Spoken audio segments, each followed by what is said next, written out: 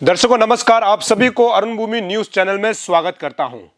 आप सभी को पता होगा कि अरुणाचल प्रदेश में पिछले 2 साल से भी अधिक एक इशू जो है सबके दिमाग में छाया हुआ था और आज भी छाया हुआ है। और ये इशू जो है कब सोल्व होगा या फिर कब खत्म होगा, इसको अभी तक नाम लेने को तैयार नहीं हो रहा है। ना सरकार मान रहा है, ना इसको अपोज करने वाला अभी छोड़ने को नाम ले रहा है। आप सभी को ज्ञात होगा जो एपीपीएससी पेपर लीकेज स्कीम को लेकर के या फिर इशू को लेकर के लगातार पिछले 2 साल से भी अधिक लगातार जो है तदाक नालो और उसके पार्टी या फिर उसके जो टीम है वो लगातार सरकार पर सवाल उठा रहा है।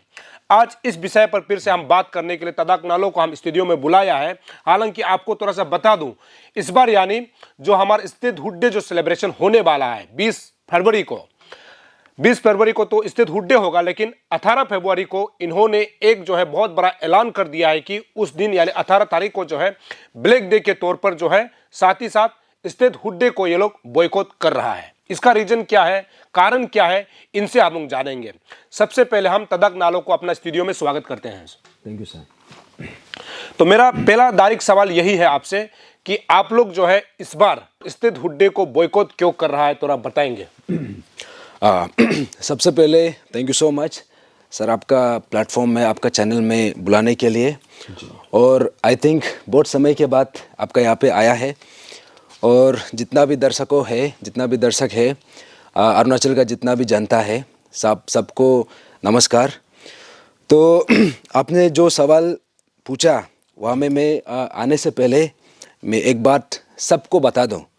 जितना भी अरुणाचल का जनता है, जितना भी यहाँ का हमारा स्टूडेंट्स है, पेरेंट्स है, जितना भी है, Arunachal Pradesh public service commission में जो एक स्कीम हम लोगों ने जो देखा है पिछले, जैसे सर ने बोला है, अभी 2 साल से भी अधिक हो चुका है। तो इसको लेके हमने लगातार, हमारा जो मूवमेंट था ये लगातार ऐसे चलता गया। हमारा जो लड़ाई है वो कभी रुका नहीं है। तो इतना समय होने के बाद भी अभी हमने एक चीज़ तो नोटिस किया है कि हमारा यहाँ का जनता का जो मेमोरी है काफ़ी कमज़ोर है। और जो हमारा सरकार में जो बैठा हुआ है वो लोग ने जो अपना जो अश्योरेंस दे के रखा था, हम लोगों का बीच में इतना बहुत बड़ा कमिटमेंट हम लोगों को दिया था, उसको फुलफिल करने के लिए ये लोग का शायद खराब हो चुका है या फिर याददाश्त खो चुका है।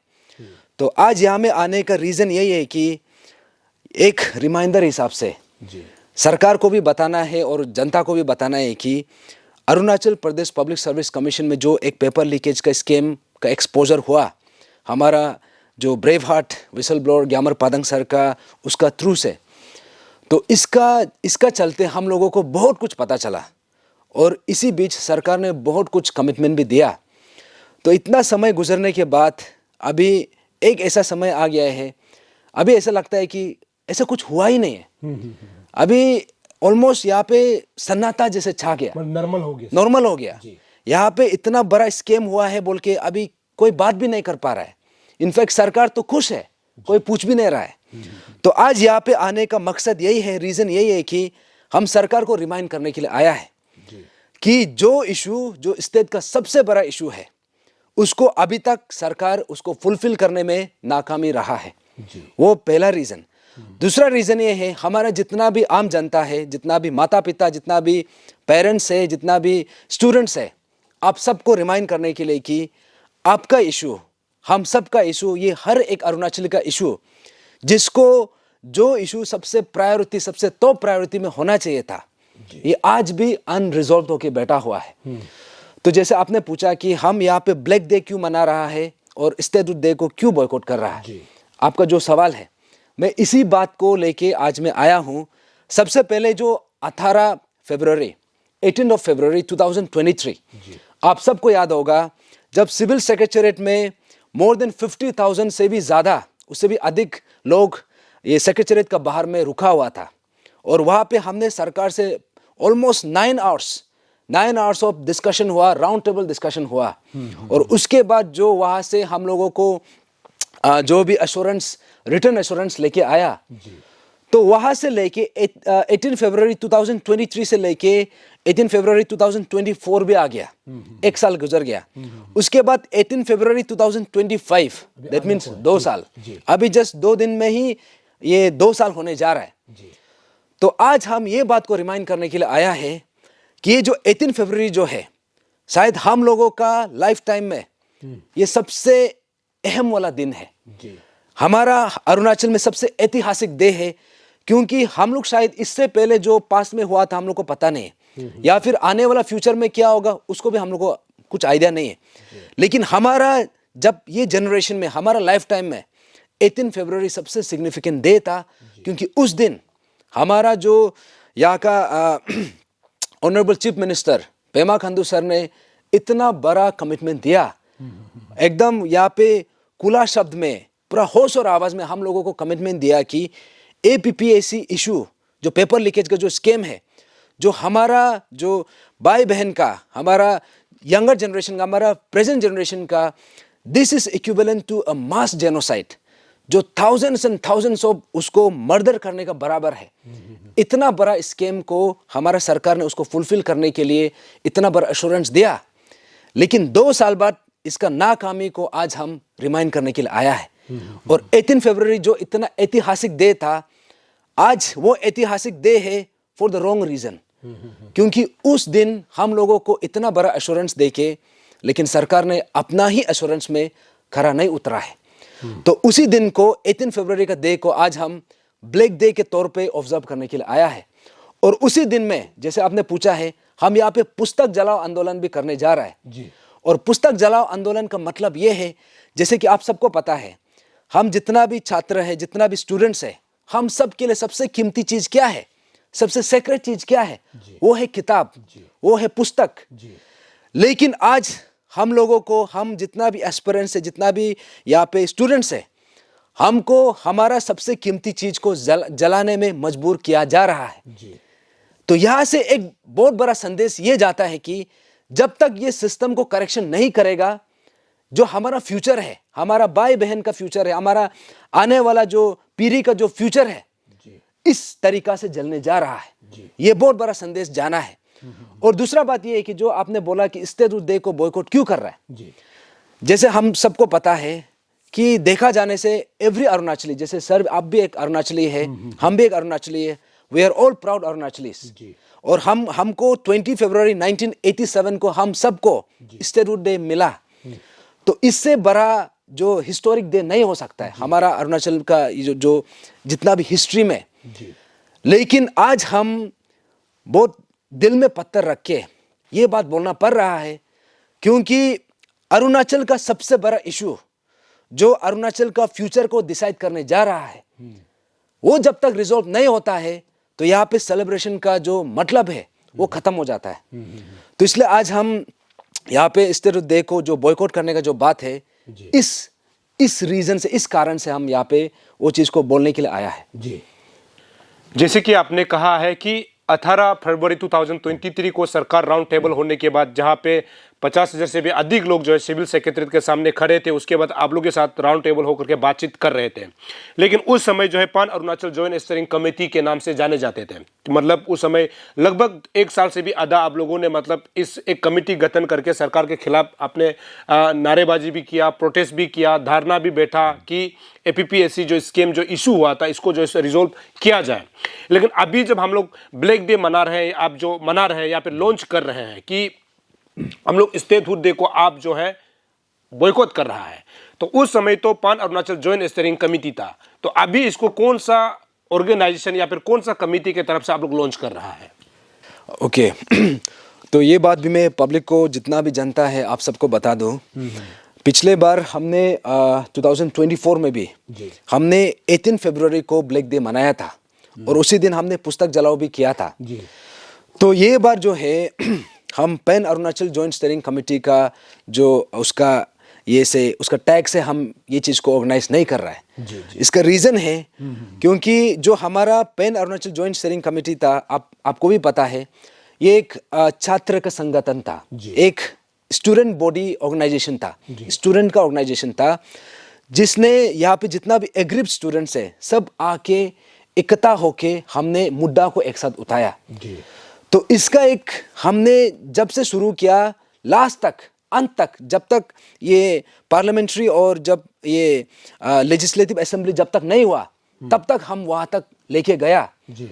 और इसका जो एक सबसे बड़ा लिमिटेशन ये था कि यहाँ पे जितना भी स्टूडेंट, सबसे vulnerable section of the students ये पर्टिकुलर ऑर्गेनाइजेशन से जुड़ा हुआ था।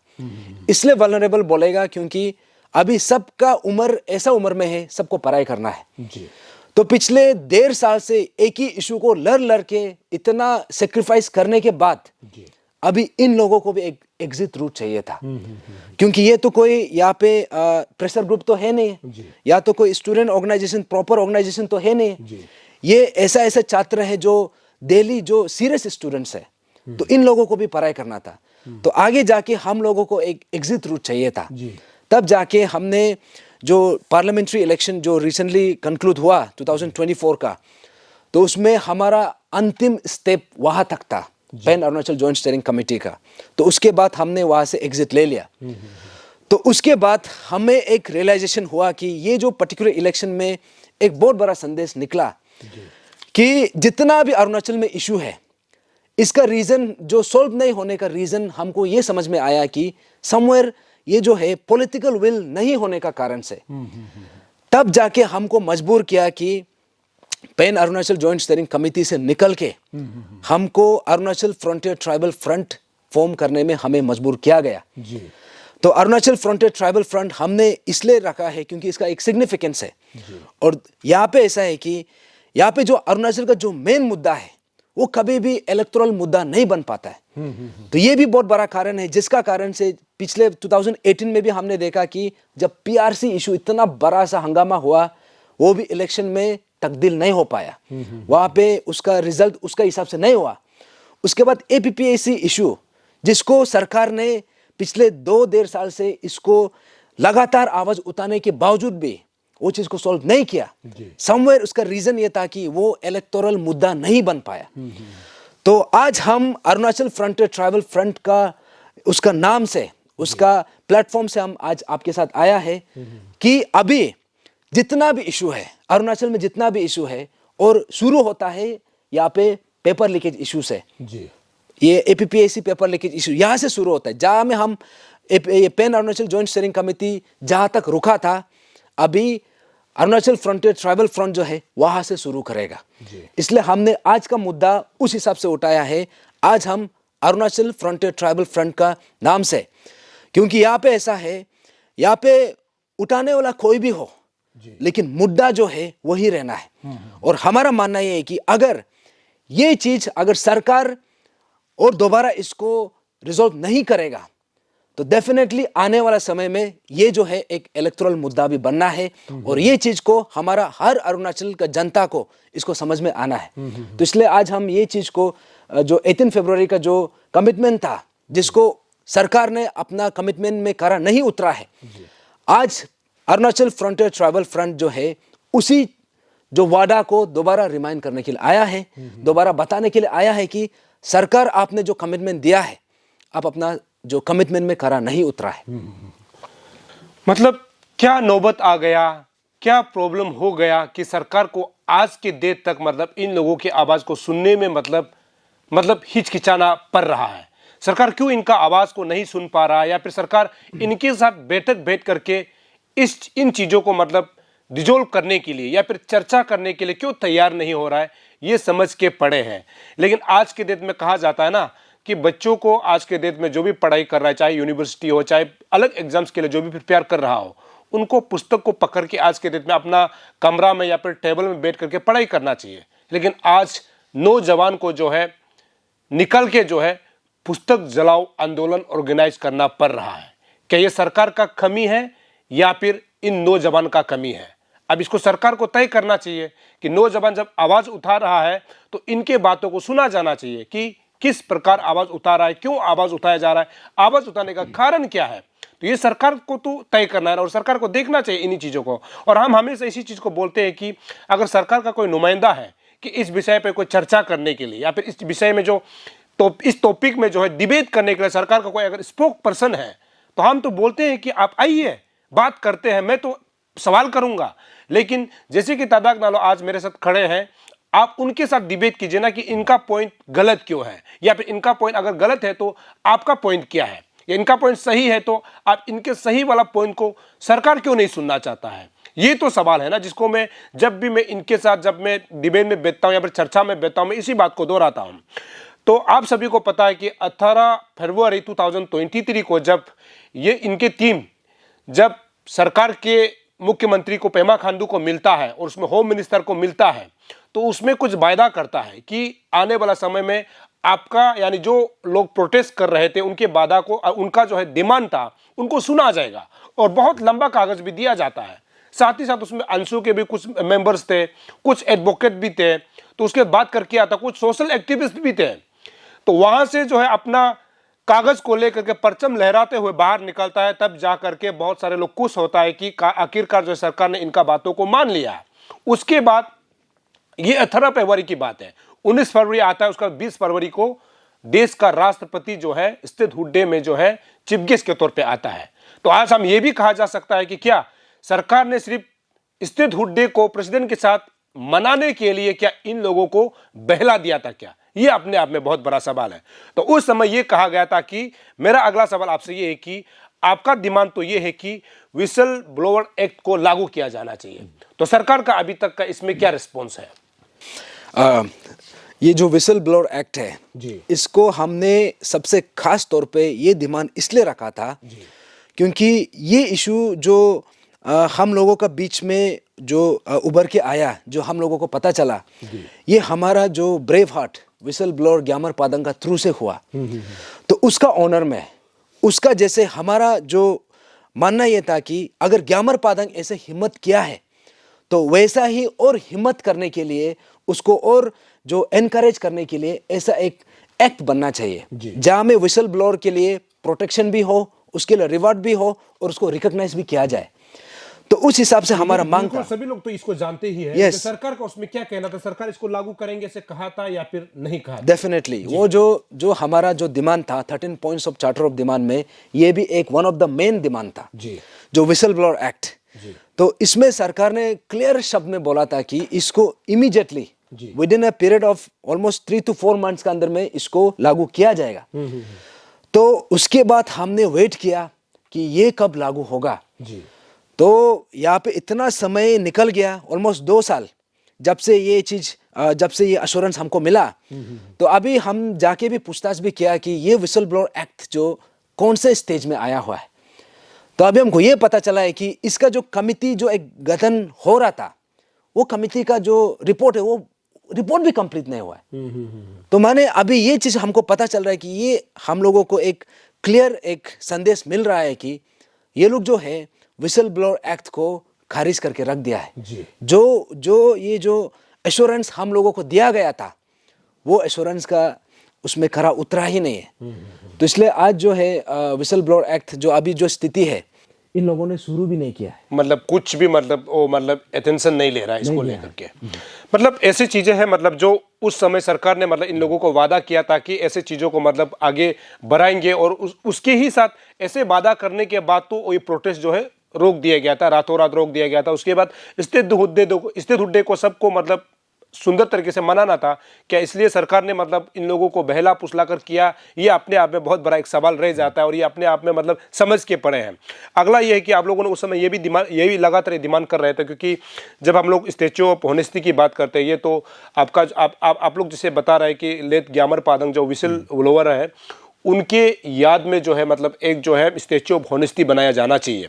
तो इसको लेकर के क्या सरकार ने एश्योरेंस दिया था? क्योंकि इसको लेकर के आप लोगों ने यहाँ कुछ जमीन भी आप लोगों ने लिया था जिसको कि सरकार की तरफ से खारिज किया गया था, और आप लोग जब सोशल सर्विस भी कर रहे थे, यहाँ का डिस्ट्रिक्ट एडमिनिस्ट्रेशन जो है आप लोगों को उस समय भी मतलब अरेस्ट करने के लिए 144 भी लागू कर दिया गया था। उस समय सरकार का क्या रवैया था स्टैच्यू ऑफ ऑनेस्टी को लेकर? हाँ, ये स्टैच्यू ऑफ ऑनेस्टी जो है जी, ये हमारा जो विसल ब्लोअर है ग्यामर पादंग सर का ये आखिरी इच्छा भी था, और अगर उसका आखिरी इच्छा नहीं भी होता, ये एटलीस्ट हमारा as responsible citizen, as a conscious citizen, ये हम सब का रेस्पॉन्सिबिलिटी बनता है कि एटलीस्ट ग्यामर पादंग सर का नाम में, उसका ऑनर में वो एक स्टैचू तो बनना चाहिए।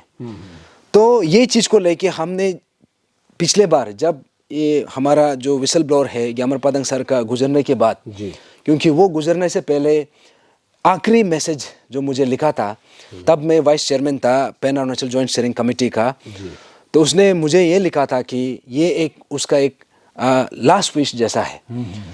तो उसी जगह को भी खुद आइडेंटिफाई किया कि यहाँ पे हमारा स्टेज ऑफ ऑनेस्टी इधर ही बनना है। तो यही बात को लेके, उसका सेंटिमेंट को लेके हमने सरकार को मल्टीपल टाइम्स अप्रोच किया और वहाँ से हम लोगों को ये अश्योरेंस मिला था कि स्टेज ऑफ ऑनेस्टी भी ये भी इरेक्ट किया जाएगा, ये भी कंस्ट्रक्ट किया जाएगा। तो उसी बीच में हम लोगों ने इतना कुछ झेला। तो जैसे आपने बोला कि वहाँ पे जो पर्टिकुलर एरिया है उसमें हम सोशल सर्विस करने के लिए भी गया था। तो पिछले बार भी हम वो पर्टिकुलर एरिया को इसलिए हम सिग्निफिकेंट मानता है क्योंकि वो लेट ग्यामर पादंग सर का खुद का आइडेंटिफाई किया वाला एरिया है। तो इसलिए हमारा मानना ये है कि ये स्टेचू ऑफ ऑनेस्टी जो है, ये मांग तो कभी खत्म नहीं होगा जब तक इसको नहीं बनाएगा। शायद पादंग सर का जो एक आखिरी इच्छा था वो अधूरा रह जाएगा।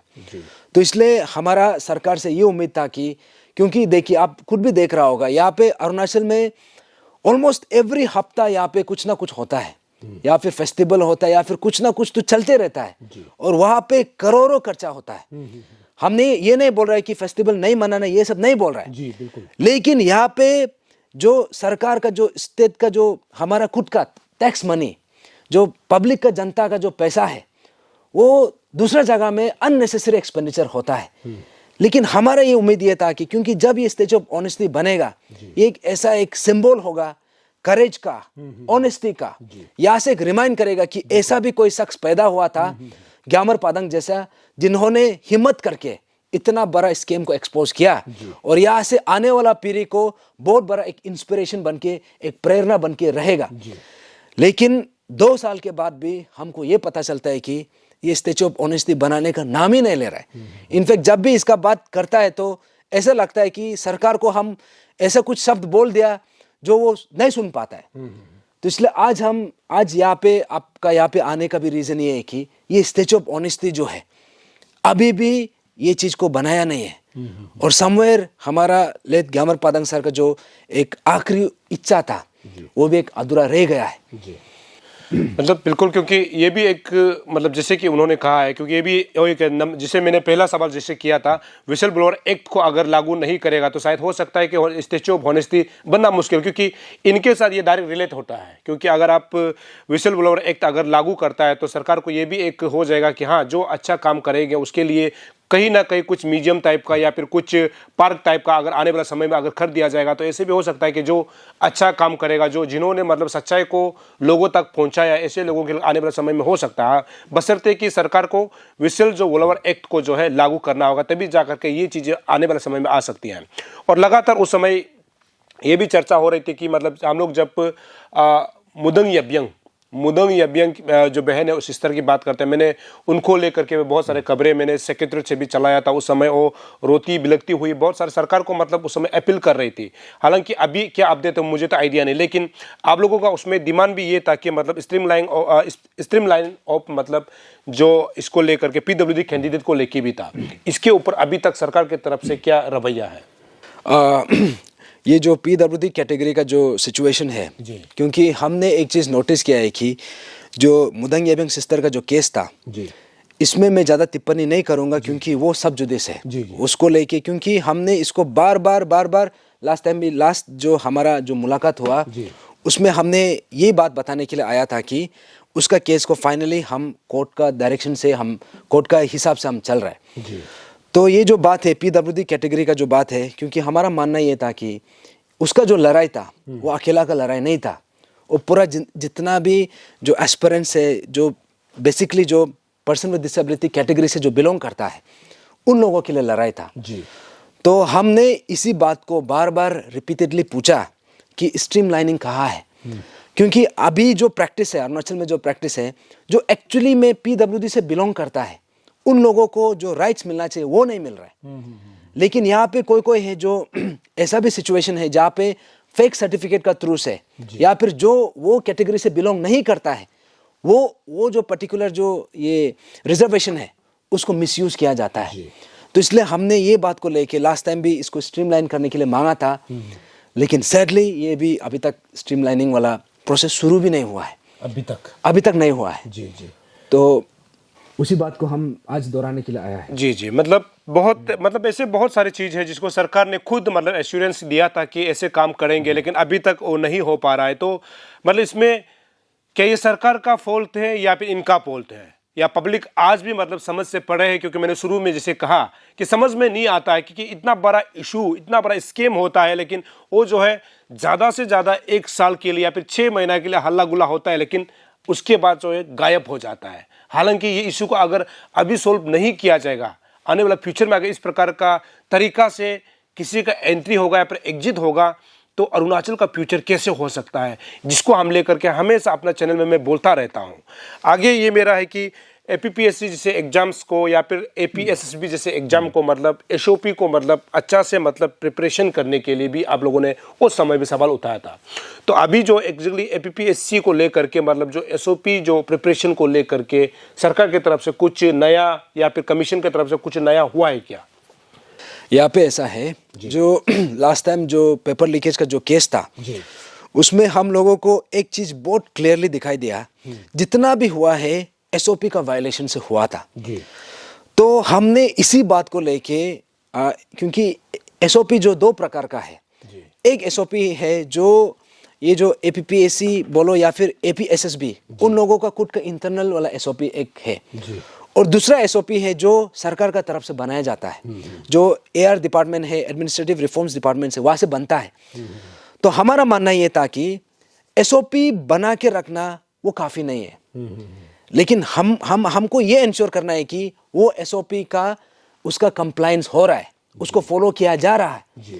दैट मीन्स हमने इसी बात को बोला कि जो एक prevention of unfair means act था उसमें हमने एक क्लॉज मांगा था कि यहाँ पे जितना भी एसओपी है अलग अलग संस्थान का, जैसे कि एपीपीएससी जो एक इंस्टीट्यूशन है, एपीएसएसबी अलग इंस्टीट्यूशन है, ये लोग अपना अपना एसओपी है। तो यहाँ पे एक प्रोविजन हम मांगा था कि यहाँ पे जितना भी एसओपीस है उसको मैंडेटरी कंप्लायंस होने का, उसको करवाने का एक क्लॉज मांगा था।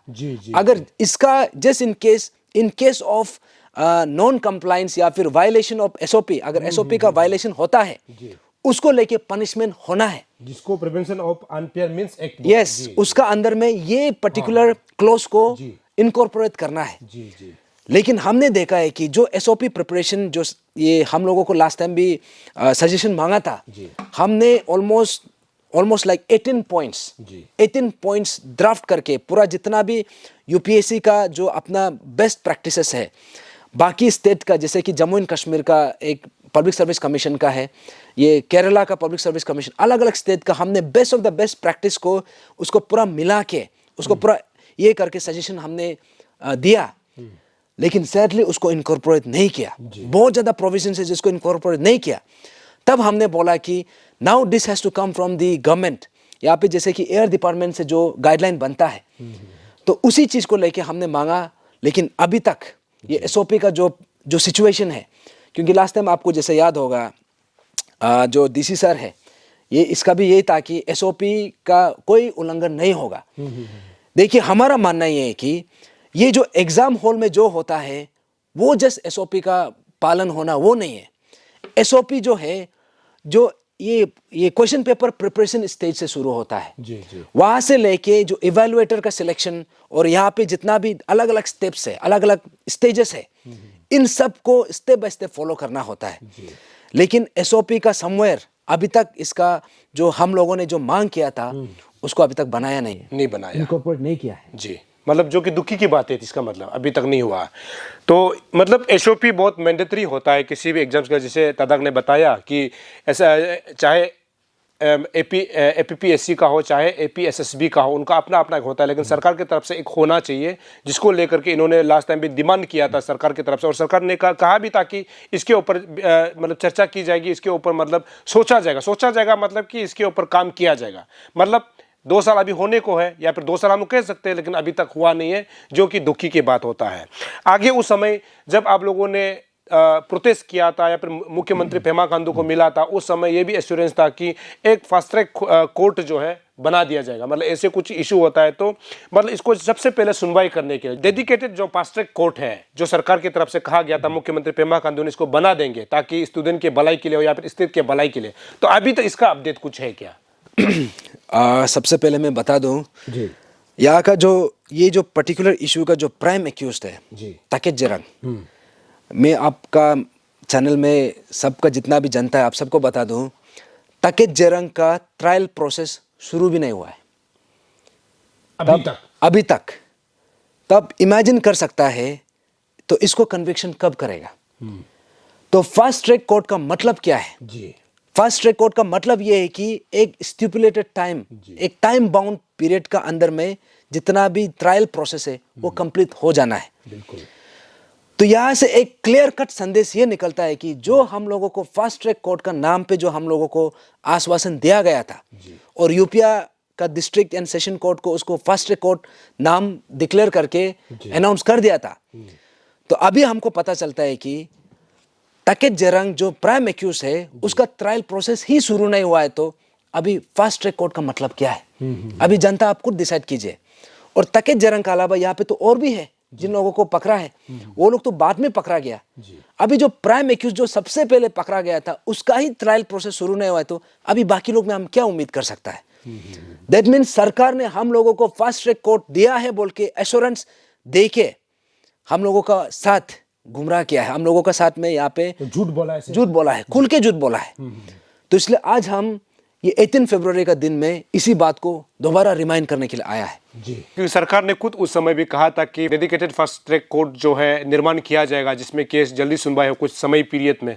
लेकिन अभी तादाक नालों से जब सुनता है तो अभी तक ऐसे कुछ है ही नहीं। मतलब जैसे उन्होंने कहा है कि प्राइम एक्यूज को अभी तक मतलब ट्रायल बेसिस में भी अभी तक कुछ केस में सुनवाई नहीं हुआ, मतलब समझ में नहीं आता है। तो अगर ऐसा होगा तो मुझे नहीं लगता है कि मतलब अरुणाचल जो है सही दिशा पे जा रहा है। अगर सही दिशा पे जा भी रहा है तो सरकार को तय करना चाहिए कि जिस प्रकार से ये लोग जो सवाल उठा रहा है क्या वो गलत है या फिर सही है, सरकार को भी देखना चाहिए।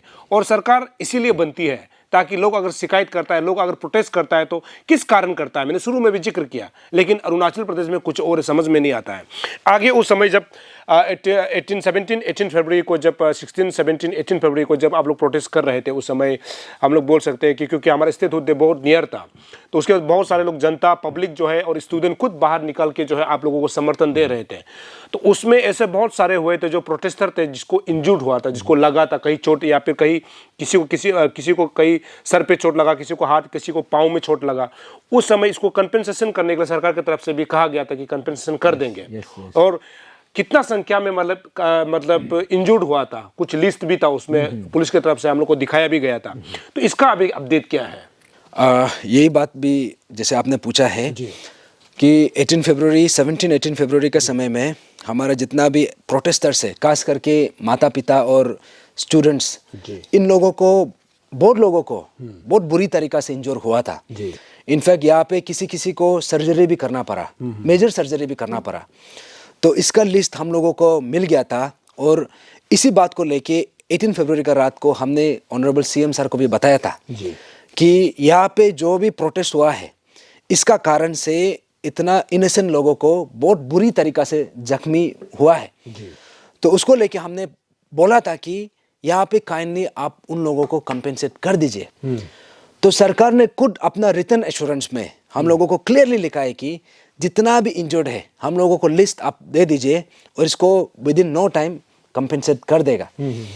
लेकिन 2 साल हो गया है, आप देख सकता है किसी को अभी तक कंपेंसेट किया नहीं है। कितना लिस्ट था उसमें तकरीबन, वैसे तो बहुत ज़्यादा था लेकिन हमने मेजर वाला लोग को बस सिलेक्ट करके ऑलमोस्ट 50 का आसपास था, 50 लोगों का। उसमें से ऑलमोस्ट लाइक 8 से 9 लोगों का मेजर सर्जरी भी हुआ।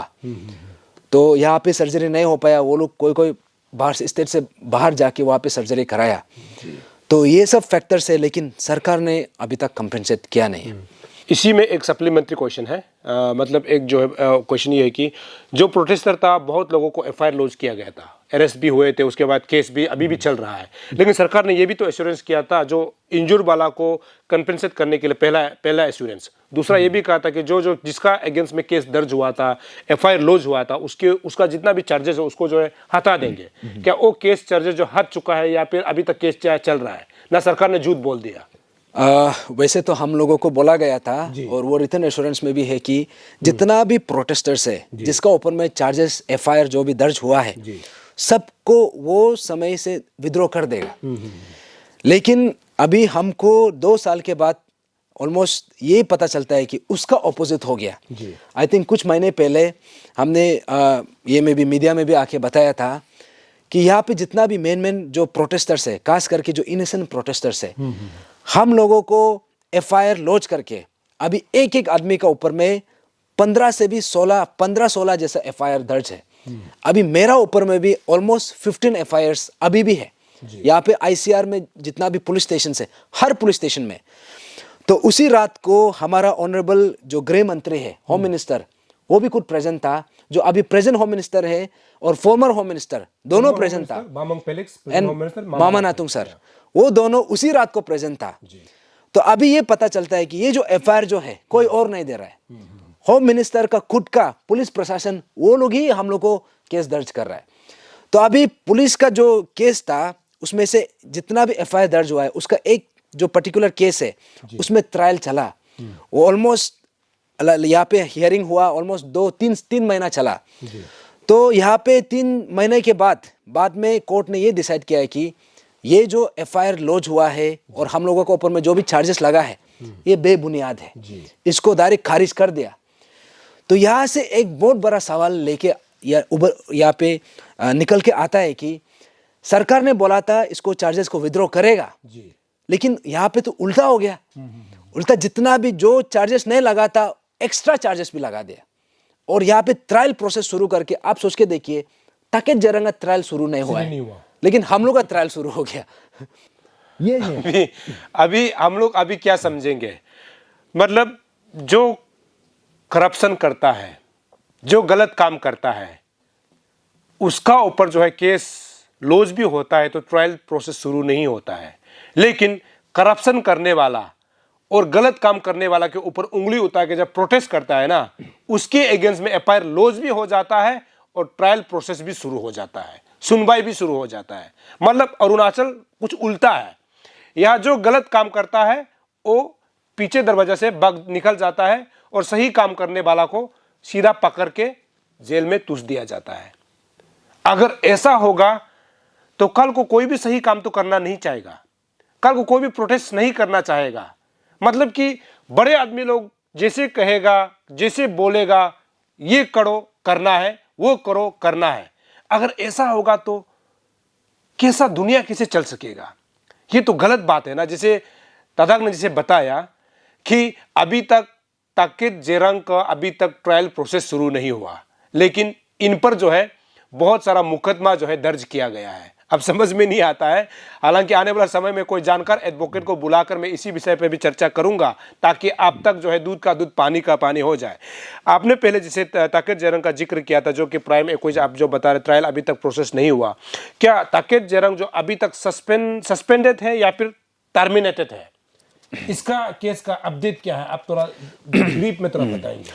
यहाँ पे देखिए, सबसे पहले तो मैं बता दूं, ये एपीपीएससी पेपर लीकेज में जो हम लोग जिसको प्राइम एक्यूज मानता है ताकेत जेरंग, देखा जाएगा तो वही केवल एक लौता है जिसको सिस्टम से पकड़ा है। वैसे देखा जाने से इतना तो कंफर्म है कि वो अकेला ये सब जो भी स्कीम था, जो भी यहाँ पे घोटाला हुआ है, उसको वो अकेला अंजाम नहीं दे सकता था। यहाँ पे कहीं ना कहीं मिली भगत जरूर था, इन्वॉल्वमेंट जरूर था। तो यहाँ पे हम लोगों को ये पता चलता है कि ताकेत जेरंग, चलो भले ही जिसको हमने एक ही इंसान को पकड़ा हो जो सिस्टम से, लेकिन चौंकाने वाला बात यह है, जैसे हमने थोड़ा पहले बोला कि इसका ट्रायल प्रोसेस भी शुरू नहीं हुआ, वो है ये जुडिशियल साइड में। अभी जो डिपार्टमेंटल साइड है, अभी हमको ये पता चलता है कि ताकेत जेरंग का डिपार्टमेंटल प्रोसीडिंग्स भी कंप्लीट नहीं हुआ है। अभी आप सोच के देखिए, जितना भी गवर्नमेंट सर्वेंट्स है, जितना भी हमारा अरुणाचल में लर्नड सिटीजन्स है, आप सबको पता है ये जो डिपार्टमेंटल प्रोसीडिंग्स का भी एक टाइम पीरियड होता है, सस्पेंशन का भी एक टाइम पीरियड होता है।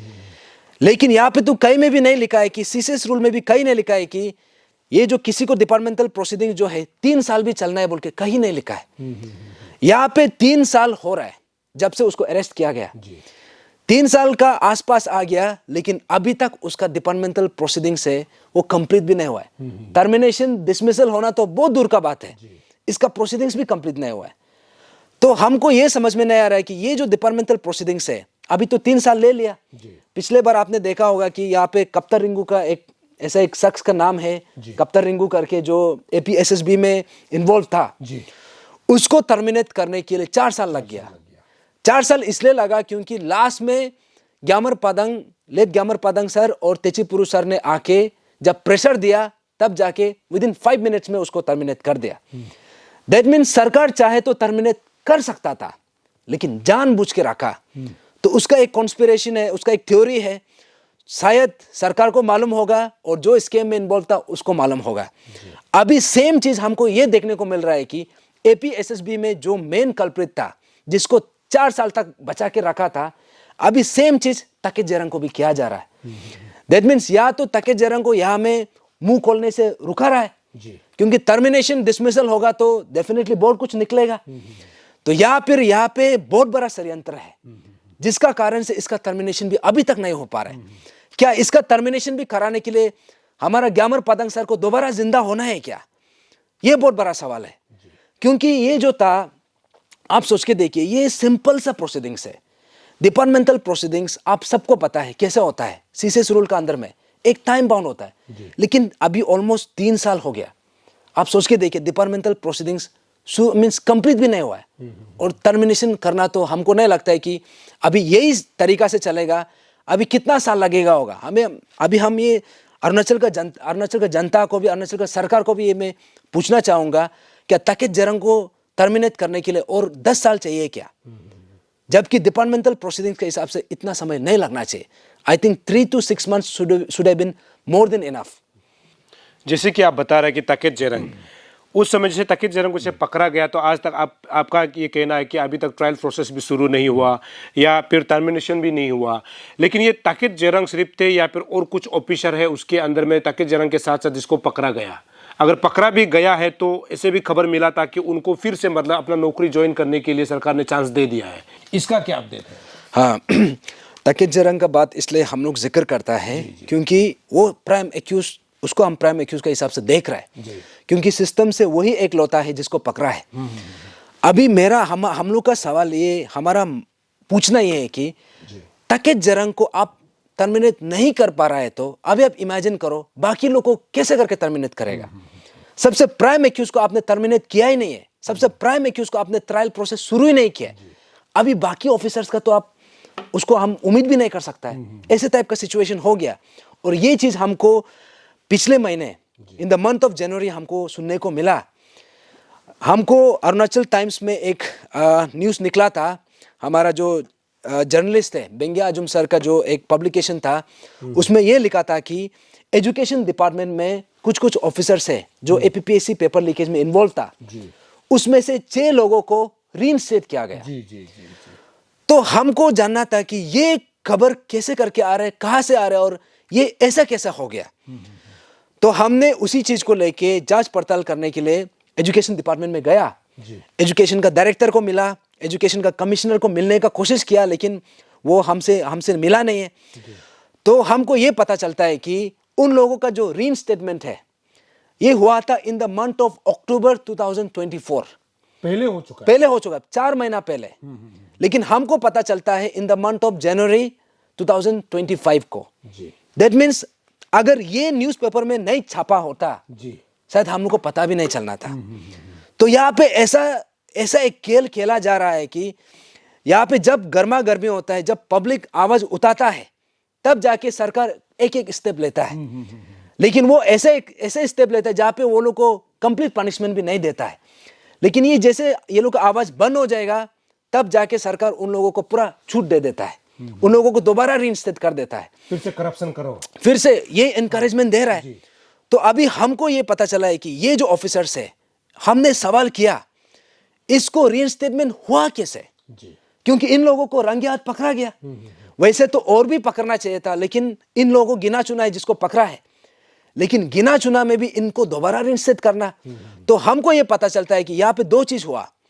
एक चीज ये हुआ कि जो डिपार्टमेंटल प्रोसीडिंग्स है, एक टाइम बाउंड पीरियड में जो होना चाहिए था, ये लोग जो है जानबूझ के इनकम्प्लीट जो रिपोर्ट, डिपार्टमेंटल प्रोसीजर जो रिपोर्ट बनता है, इनकम्प्लीट रिपोर्ट बन के यहाँ पे कमिश्नर को दिया जाता है, जिसका कारण से इसका ऊपर में एक्शन नहीं ले सकता है। तब जाके वो रिपोर्ट को दोबारा वापस भेज के फिर दोबारा एक नया कमिटी गठन करता है, फिर दोबारा भेजता है, फिर इनकम्प्लीट रिपोर्ट दोबारा भेजता है। ऐसा करके एक एक एक्यूज का ऊपर में एटलीस्ट 3-4 जैसा डिपार्टमेंटल इंक्वायरी का रिपोर्ट बना है, लेकिन एक भी कंप्लीट नहीं है।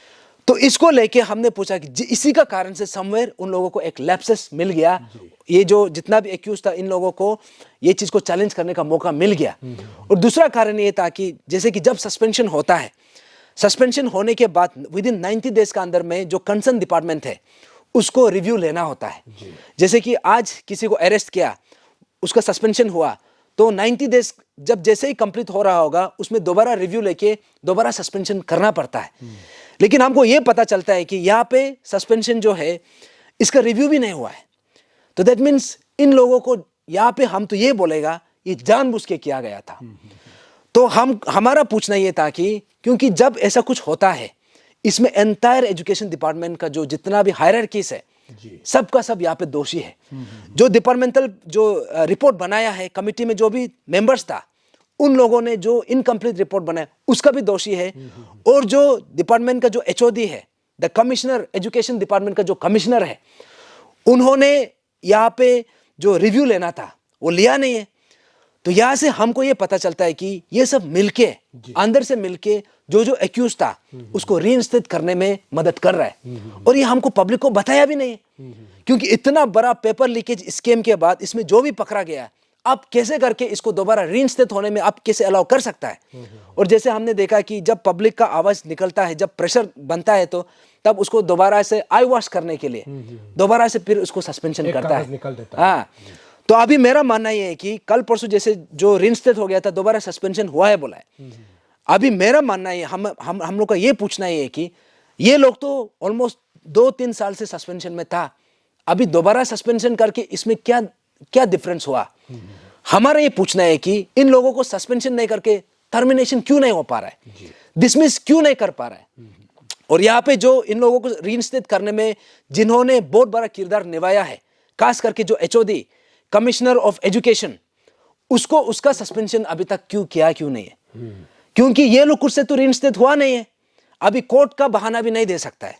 कोर्ट का इंटरवेंशन इसलिए हो पाया क्योंकि यहाँ पे एजुकेशन डिपार्टमेंट ने लापरवाही किया, और वो लापरवाही ये गलती से नहीं हुआ, जानबूझ के लापरवाही किया। तो अगर जानबूझ के लापरवाही किया तो ये तो उससे भी बड़ा क्राइम है। दैट मीन्स एजुकेशन का जो ये कमिश्नर है, इसको सबसे पहले सस्पेंशन करना चाहिए था। और यहाँ पे जितना भी एक्यूज है, अभी सिर्फ एजुकेशन डिपार्टमेंट में सीमित नहीं है, क्योंकि यहाँ में इतना लोगों को पकड़ा गया है। जैसे कि होम डिपार्टमेंट में है, यहाँ पे जैसे कि RWD, PWD, यहाँ पे PHE में, और उसके बाद एग्रीकल्चर में, हॉर्टिकल्चर में इतना ज्यादा लोग को पकड़ा है। तो अभी हमको ये पूछना है कि अभी इन लोगों का अपडेट क्या है। अभी हम RTI का थ्रू से भी कोशिश किया है, लेकिन वो लोग इंफॉर्मेशन देने के लिए भी रेडी नहीं है। तो दैट मीन्स कहीं ना कहीं यहाँ पे जो कॉन्स्पिरेसी हम लोग को पहले जब ये इशू जब खुलासा हुआ, उसमें जो हमारा डर था, अभी हमको ये पता चल रहा है कि ये डर जो है अभी रियलिटी में कन्वर्ट हो रहा है। तो इसलिए आपने जो पूछा कि जो एक्यूज यहाँ पे इन्वॉल्व था, जो रीइंस्टेटमेंट का था, अभी यहाँ में सिर्फ उसको दोबारा सस्पेंशन करना वो सोल्यूशन नहीं है। अभी यहाँ पे हमको ये सवाल करना है कि जितना भी पकड़ा गया है, अभी 2 साल से भी अधिक हो गया, इन लोगों का ये टर्मिनेशन क्यों नहीं हो पा रहा है। और यहाँ पे जो डिपार्टमेंट जो है जिसको रीइंस्टेट करने में इन लोगों ने योगदान दिया है, ये डिपार्टमेंट का HOD, कमिश्नर ऑफ एजुकेशन को सस्पेंशन अभी तक क्यों नहीं है। और ये चीज के लिए सरकार जो है जनता का आवाज निकालने के लिए वेट नहीं करना चाहिए था। सरकार खुद से सो मोटो एक्शन लेना चाहिए था। तो जिसको उन लोगों ने लिया नहीं है। जी, मतलब बहुत सोचने वाला बात है। जैसे तदक जिस प्रकार से शिकायत कर रहा है, सरकार पर सवाल उठा रहा है, एजुकेशन डिपार्टमेंट के कमिश्नर पर सवाल उठा रहा है, यदि ये सच होता है तो ये सोचने और समझने वाली बात है कि अरुणाचल प्रदेश किस दिशा में जा रहा है। हालांकि जब भी अरुणाचल का मैं चर्चा करता हूं, मैं हमेशा इस बात को जिक्र करता हूं कि हम सभी के मिलने से अरुणाचल बहुत सुंदर बनेगा, बहुत खूबसूरत बनेगा, लेकिन अंदर में ही अगर कुछ गड़बड़ होगा, यानी मतलब डिपार्टमेंट के अंदर ही खोखला होगा या फिर उसको दीमक की तरह धीरे धीरे खाया जाएगा, तो कभी भी अरुणाचल ठीक नहीं हो सकता है। अरुणाचल को ठीक करने के लिए एजुकेशन डिपार्टमेंट का सभी जो स्टाफ है उसको ठीक होना पड़ेगा, तभी जाकर के एक डिपार्टमेंट ठीक होगा। और ये जो नालो जो सवाल आज उठा रहा है ना, ये बहुत गंभीर सवाल है। मैं उम्मीद करूंगा सरकार इस पर जो है चर्चा करना चाहिए, विचार विमर्श करना चाहिए और देखना चाहिए कि हमारा फ्यूचर किस ओर जा रहा है। हम लोग क्योंकि बहुत लंबा हो रहा है तो हम थोड़ा सा आपको संक्षिप्त में ब्रीफ में जानने की कोशिश करेंगे कि आप इतना आवाज उठाता है, इतना इसमें डिबेट करता है, इतना सरकार पर सवाल उठाता है, 2 साल से सवाल उठा रहा है, मैं खुद भी सवाल कर रहा हूं, मैं सवाल खड़ा करता हूं, लेकिन कोई सुनने को तैयार नहीं है। एक दिन सुनता है, एक दिन देखता है, गायब हो जाता है। क्या इतना आवाज उठाने के बाद, इतना सवाल करने के बाद सरकार को जब कुछ करना ही नहीं है, सरकार जानबूझ के जो है जो गलत काम करता है उसको बचाना चाहता है, तो आप इतना आवाज उठा के फायदा क्या होगा? आपका समय निकल रहा है, आपका उम्र बढ़ रहा है, ना आपको नौकरी मिलेगा, ना हमारा पब्लिक समझने वाला है, ना सरकार आपका सवाल को सुन रहा है। कुछ हो सकता है क्या? कुछ ना अरुणाचल में कुछ हो सकता है क्या? आपका क्या सोच है इसमें, बहुत कम शब्दों में? ये बहुत गहरा सवाल है एक्चुअली। ऐसा तो मन में बहुत बार आया है, क्योंकि हमने ये इशू को लेके पर्टिकुलरली एपीपीएससी पेपर लीकेज का जो इशू है, इसको लेके हमने शायद जाना बाकी रह गया था। हमने सब कुछ करके देखा है, हम प्रोटेस्ट किया, धरना किया, रैली किया, यहाँ पे जेल भी गया, और इनफैक्ट बहुत लोग जो है, हमारा जो साथी लोग जो 30 डेज से भी ज़्यादा जेल में बैठा है। और इसी के दौरान हमारा जो ब्रेव हार्ट लेट ग्यामर पदंग सर का भी देहांत हुआ है। तो अभी ये सवाल जो आप सवाल किया है, ये सवाल मैं खुद को भी पूछता हूँ कि हम सब कुछ कर रहा है, सब बार बार सवाल कर रहा है, बार बार ये चीज़ को पब्लिक का डोमेन में लेके आ रहा है, लेकिन सरकार ये चीज़ को कर क्यों नहीं रहा है? तो एक चीज़ तो हमको यहाँ पे समझ में आया है कि हम ये इशू को ऐसा भी छोड़ सकता है, जैसे पहले चल रहा था, ऐसे लगेगा कि कभी कुछ हुआ ही नहीं है, कि कभी पेपर लीकेज भी नहीं हुआ है, और ग्यामर पदंग सर जो आया था वो एक सपना था, अभी ऐसे कुछ हुआ ही नहीं है। चाहे तो हम वो भी कर सकता है। और अंदर से जब सोचता है तो, क्योंकि ये जो एक ऐसा एक इशू है जिसको हम नज़रअंदाज नहीं कर सकता है। हमको पता है कि यहाँ पे इमीडिएटली तो सरकार सुनने के लिए रेडी नहीं है, और यहाँ पे जनता भी शायद, क्योंकि सिर्फ सरकार तक सीमित नहीं होता है ये सवाल जो है, जब भी हम ऐसे सवाल करता है, ये सिर्फ सरकार पर नहीं, हर अरुणाचली पे जाता है। और यहाँ पे जितना भी हमारा ऑर्गेनाइजेशन है, जितना भी अलग अलग कम्युनिटी का, जैसे कम्युनिटी बेस्ड ऑर्गेनाइजेशन है, जैसे स्टूडेंट यूनियंस है, जैसे यहाँ पे सोशल सिविल सोसाइटीज है, अलग अलग ये एसोसिएशंस है, ये सवाल आपके लिए भी उठता है। क्योंकि ये चीज़ को लेके आना ये एक बात है, लेकिन वो इशू को लेके हम उसमें क्या कर रहा है, हम क्या प्रयास कर रहे हैं, क्या कोशिश कर रहा है। तो पिछले बार हमने इसी चीज़ को लेके बार बार धरना पे धरना, रैली पे रैली बहुत किया। इनफैक्ट लास्ट में हम ये पार्लियामेंट्री इलेक्शन में भी हमने अपना कैंडिडेट भी पुटअप किया। लेकिन हमको एक चीज़ रियलाइज़ हुआ है कि ये जो इशू जो है, अगर हम इसको ऐसा ही छोड़ देगा तो ये जो पहले जो गड़बड़ी चल रहा था ये और खतरनाक से होने जा रहा है। तो समवेयर हमको ये बताना ज़रूरी है कि, क्योंकि यहाँ पे जितना जनता है, जनता, क्योंकि हमारा लोकतंत्र में जनता जो है, जनता का थ्रू से चलता है, जनता का आवाज़ से चलता है। और ये जो इशू है, यहाँ में इसको जितना भी दबाने का कोशिश करेगा, ये इशू तो दबेगा नहीं है, क्योंकि जो सच्चाई है वो सच्चाई ही रहेगा। इसलिए मेरा जो मानना है कि इसमें चाहे सॉल्यूशन आओ या ना आओ, हमारा जो कर्तव्य है, हमारा जो ज़मीर, हमारा जो दिल से जो आवाज़ निकलता है, उसको हम बुलंद करके रहेगा। और इसमें कोई स्टेप लेता है नहीं लेता है वो उसको ऊपर है। और हम ये बात को पिछले बार भी हमने ग्यामर पादंग सर को लेके खास करके हमने बोला था कि देखा जाने से हमारे यहाँ में कम्युनिटी से, अलग अलग कम्युनिटी से, और ग्यामर पादंग सर जो कम्युनिटी से बिलोंग करता है वो है निशी कम्युनिटी से। और हमारा निशी कम्युनिटी में आपने खुद भी देखा होगा, यहाँ पे जैसे कि निशी एलिट सोसाइटी है, Nishi all Nishi student union है, ऑल निशी यूथ एसोसिएशन है। लेकिन मेरा एक सवाल ये है कि हम यहाँ पे कम्युनल होके नहीं बोल रहे हैं। यहाँ पे हर कम्युनिटी अपना अपना जो कम्युनिटी का जो भी इंडिविजुअल्स है, जो भी कुछ करता है तो उसको रिकॉग्नाइज करता है। बिल्कुल बिल्कुल। लेकिन ग्यामर पादंग सर जो है इतना बड़ा इशू को खुलासा किया और उसी दौरान उसका अपना जो जान भी गंवाया है।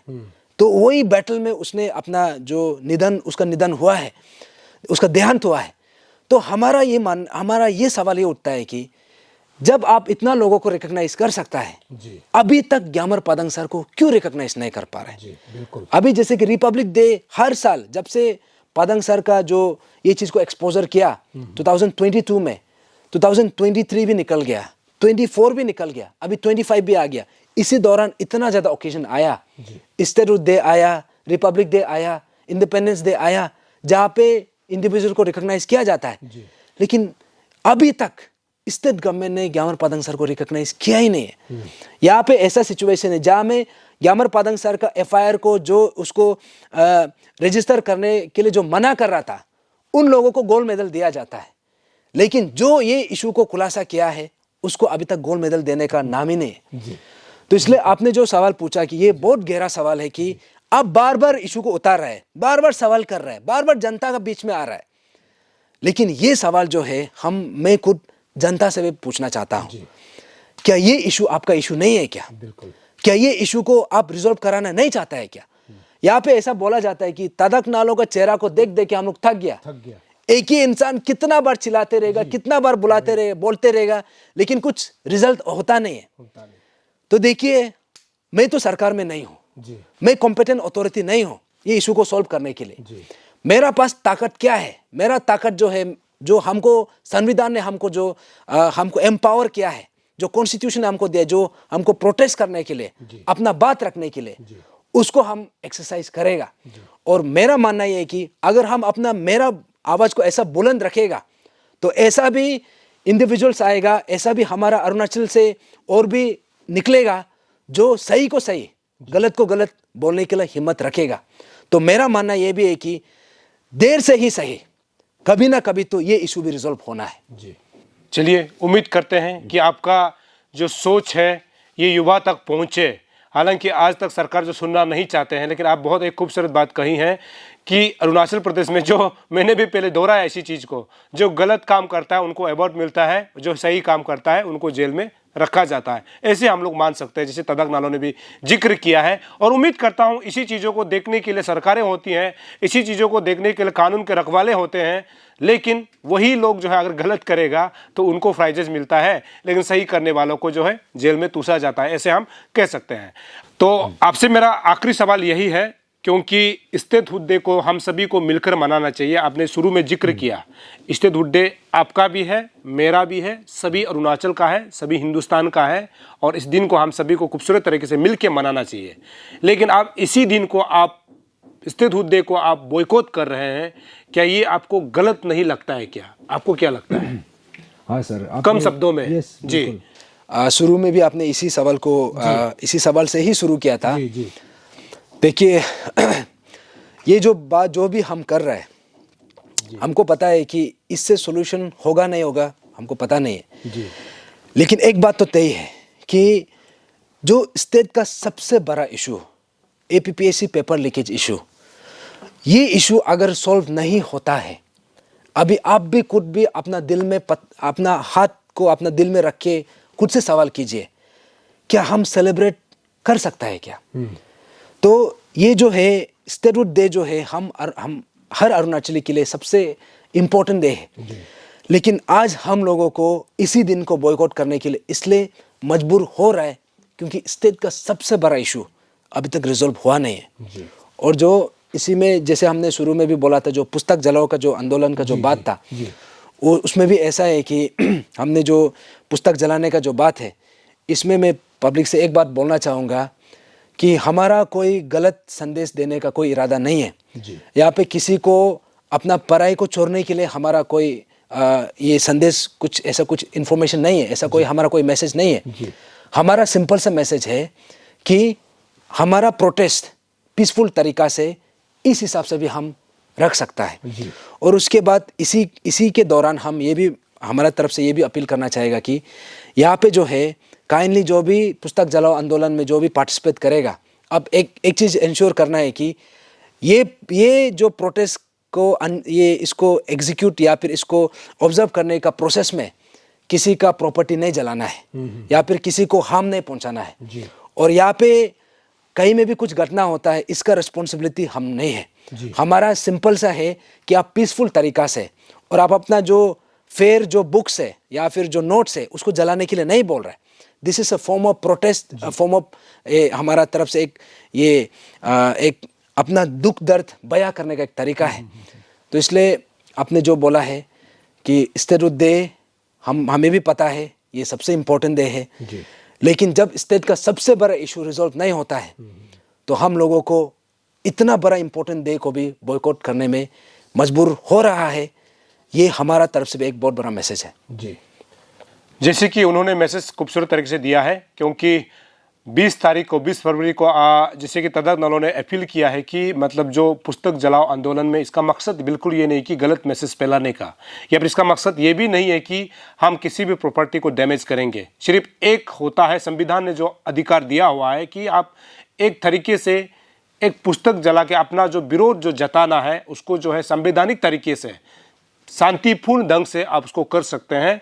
और उस दिन अगर कोई गलत करके अगर कोई कहीं भी नुकसान होता है तो इसका जिम्मेदार जो वो नहीं लेते हैं, क्योंकि जो भी इसमें पार्टिसिपेट कर रहा है संवैधानिक जो कानून को जो है फॉलो करते हुए और जो संविधान ने जिस प्रकार से हमें अधिकार दिया है उसको फॉलो करते हुए आपको जो है अपना जो है विरोध को जताने के लिए केवल ये है, और शांतिपूर्ण ढंग से ये होना चाहिए। ये बहुत बड़ा इशू था जिसको लेकर के आज हमने तदक नालों से फिर से बहुत महीने बाद हमने डिस्कस किया है, जो कि एपीपीएससी फियास्को यानी एपीपीएससी जो स्कीम को लेकर के जिस प्रकार से उन्होंने अपडेट दिया है, सरकार ने जो वादा किया था उस वादा को पूरा नहीं किया है। इसको लेकर के आज आप सभी को हमने सवाल किया और इसका जवाब उन्होंने दिया है कि सरकार ने अभी तक इस पर एक भी कुछ भी कदम अभी तक नहीं उठाया है, ऐसे तदक नालों का कहना है।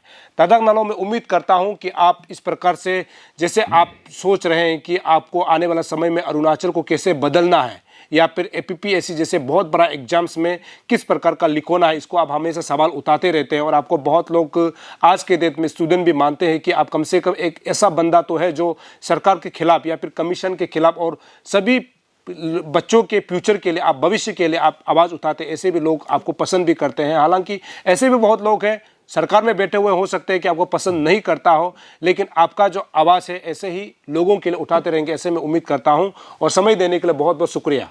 Thank you sir. मेरी त्वचा बातें करती है औज्ज्वलता और कोमलता की भाषा में, और उस भाषा का सीक्रेट कोई मॉइस्चराइजर नहीं, इटालियन ऑलिव ऑयल और जड़ी बूटी के गुणों से समृद्ध Jack olive oil body oil है।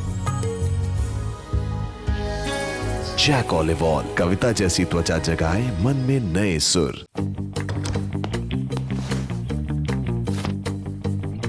Eats, the fastest online food delivery service of Arunachal. Download the app